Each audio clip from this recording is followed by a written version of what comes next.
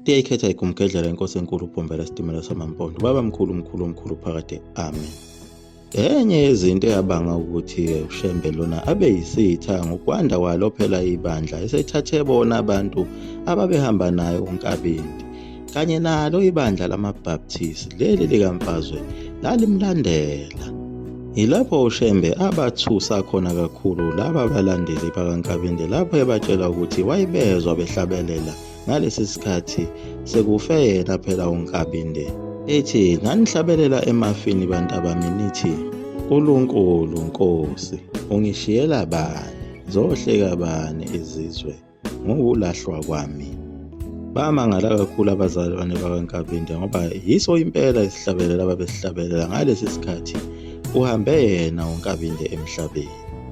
Iyona impela into eyibadida kakhulu abantu ukuthi uShembe lona bazombiza ngobani njengoba azi izinto ezazenzeka kule ndawo yaseThekwini kodwa yena ekubeni wayengekho, kanti nabo abaprofethi babembiza ngaye umuntu wasezulwini njengoba naye uMfazwe owayengumprofethi wathi lo muntu ozofika la uzobe emkhulu kunami, okuchaza ukuthi wayengeyena umprofethi, wayengaphezulu kamprofethi.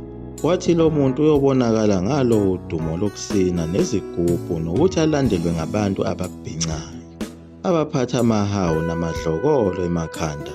Kodwa kwakubuhlungu bonke laba bantu ababekhulume noNkulunkulu babehamba emhlabeni, kanti naye umfokaMayekisa lona asazi ukuthi kwenzakaleni laphayana entabeni.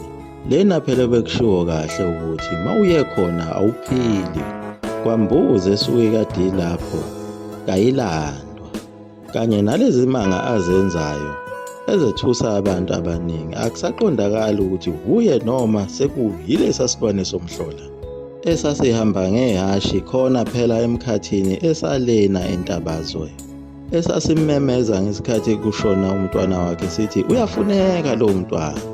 Phela njengoba wase kuhambe yena emhlabeni uZandile Nkabinde kanye naye uMfazwe ngegama likaNkulunkulu, kwakulokhu eqale kuzo izingane eziwu4 ezilanywa uye umfokaMayekisa ezashona egameni likaNkulunkulu kanye nabantwana abali10 bakhe umntakaMayekisa egameni likaNkulunkulu, okusho ukuthi bawu16 abantu agcine sebeshonile egameni likaNkulunkulu. Naye umprofethi uZandile Nkabinde benomfazwe bafakaze kona phela lokho ukuthi akekho kwabona uNkulunkulu waphila, njengoba bebesho phela ukuthi uma kuye kwafika uShembe bazobe sebehamba emhlabeni. Cishe uNkulunkulu wamthatha uNkabinde kanye noZandile Nkabinde kanye naye umfazwe ngenxa yokuthi babezolokhu bememeza bethuse abantu ukuthi nangu lo muntu kade sihlangene naye entabeni obonjeni uye uNkulunkulu lona. uNkulunkulu asenza icebo lokuthi akathi uma esefika nabo bebe besehambile, ngoba phela naye umfokaMayekisa lona waba nenkinga enkulu ngalesi sikhathi esehlangana naye uNkulunkulu entabeni enhlangakazi. Ngalesi sikhathi phela ebona into ekhanyayo elokhu iza yathi kodwa uma isiseduzane wabona ukuthi umuntu, hawu kanti uNkulunkulu umuntu. Kodwa lo uNkulunkulu ngesikhathi eqhamuka lena kude wayenje, uma eseseduzane wabanje. Nayo inkosi yakaqwabe yabona umuntu onje owafike wangena phakathi ejele eSt Helena owayengaziwa ukuthi wayiqhamukaphi ngoba wabonakala esengaphakathi. Kanti yena umfokaMayekisa umqali wendlela phela ngalesi sikhathi esebenza eplazini ezeshawa umbani wezulu wayibona futhi yona le ndoda enje ifake isigqoko ihamba ngehashi, kanye nayo insizwa kaMacingwane yambona khona phela empini yasesandlwana, yabona yena umuntu onje. Ngaleso sikhathi umfokaMayekisa wayesamncane kakhulu, kodwa lapha yana kwaqhamuka indoda endala enjengaye ayesengathi sishuke kakhulu kubukhendlela isifuna abantu abadala. Yebo kunjalo phela leli gama elithi uShembe lihlukene kathathu. uShembe uyigama lakhe umqali wendlela, Kuphinde kube uShembe oyisibongo sesizukulwane sakhe umqali wendlela. Bese kuba uShembe onguNkulunkulu, lona wabonakala ebanje ngesikhathi eqhamuka entabeni yaseNhlangakazi. Kodwa uma eseseduzane futhi umbone esenje. Uye kanye lona wayekhuluma nayo intombi yakwaHadebe lena ezala umqali wendlela. Uye futhi lona wayekhuluma ngaso isikhathi sosenza ngakhona ekhuluma noMzazela ukuthi okhalweni lakhe uyozala abaprofeti. Lokho sekuze kwenzeka okuyisiprofethi sasemandulo njengoba sekukhona yena umqali wendlela. Okusho ukuthi umqali wendlela wayengumprofeti kodwa uShembe enguNkulunkulu. Okusobala ukuthi uNkulunkulu wayezikhande yena njengoba wayeyitshelile intombi yakwaHadebe ukuthi uzozala uShembe, uzozala uNkulunkulu, uzozala umoya oyingcwele.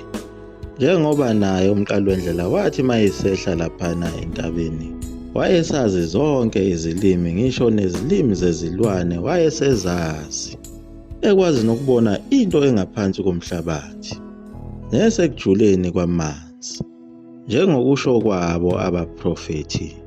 Kodwa impondo salokhu liphike njalo lithi cha, umfana kaMahadebe lo. Cishe laliqinisile phela impondo ngoba wayeshintshashintsha uma eseqala esenza lemgilingwane yakhe wayesuke eseshintshile esewuNkulunkulu. Wawungeke usamqonda. Kodwa buyashintshe abe umfundisi, aphinde futhi abe umprofeti. Kodwa kunokukhuluma kwakhe ayivama ukukhuluma ukuthi thina boShembe. Bese bedideka abantu ukuthi bazothi ungubani. Kwesinye isikhathi abuye athi mina nobaba. Bevele bedideke kakhulu-ke lapho abantu. Ubani lo baba wakhe akhuluma ngaye? Kodwa uma esesindisa abantu noma ebakhipha ngamadimoni, wayevela athi phuma dimoni. Liphuma ngempela idimoni, noma ethi kunina abasemzini ithi phumani kule ngane, aphume ngempela amadimoni.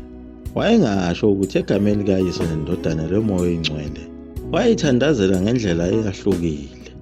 Kwesinye isikhathi athi inkosi kubusise uzizwe usuphilile. Kodwa okwakubadabukisa kakhulu phela abazalwane ababelandela yena uShembe yila magama ayihlala elokhe wakhuluma ukuthi uma lo muzi wasekuphakameni sewakhiwe waphela, umzimba wami uyokufa, umphefumulo wami uyophuma ngo-9 ekuseni. Ilapho kuyoba khona isikhumbuzo sokuphuma komphefumulo wami, kushaywe insimbi, esho phela insimbi yesonto, ethi nango-6 ntambama kumele futhi le nsimbi ibuye ikhale, eyobe iyisikhumbuzo sokumbelwa kwakhe, ayobekwa ethuneni. Wawathembisa amakholwa ukuthi uyowakhumbula njalo ngalezi zikhathi ayoshaya ngazo insimbi. Wabona ukuthi abantu badumala kakhulu njengoba phela balahlekelwa uye umfazwe kanye noZandile Nkabinde ukuthi naye uShembe futhi lona usezohamba. Ebese baduduza ukuthi ikhona enye inkosi entsha eyofika kulomuzi eyowakha ube mkhulu kakhulu. Leyo nkosi iyohlala nabantu kuze kube phakade. Ubaxoxela lezi indaba akumiwe kuyakhiwa phela khona kulomuzi kaNkulunkulu ekuphakameni. Bakhona oMakhi, oFilimoni Mdladla kanye noRoy Mseleki. Ilapho waseqala khona ukubonakala ukuthi lo muzi abawakha lana unjengazo izigodlo zakwaZulu.